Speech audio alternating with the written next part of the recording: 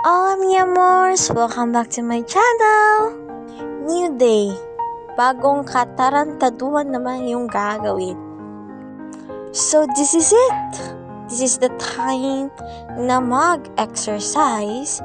For today's video, narito po tayo ngayon, naglilibot sa Kabangkalan. Wait! Meron akong nakita. This is my friend. Hindi naman namin itong plinano, ngunit biglang pagkakakitaan lang. Well, this is a small world.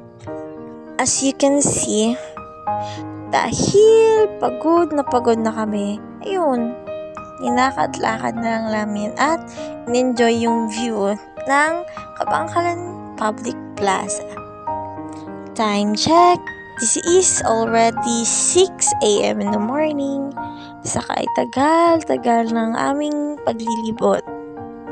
Ito, nakaabot kami ng 6 a.m. Outfit check! Part 2. Ito naman po yung ikalawang siglo. Charis! So, hello for today's. Ito po yung kasunod kasi kailangan po ng 10 kilometers. Outfit check ulit. So, welcome to Barangay Ilamanan. So, pasensya na po kung pinapakita ko po yung daan. Ewan ko din kung bakit ganun yung pag-video ko.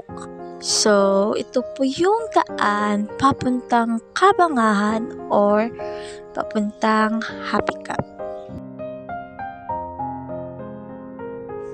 That's all for today.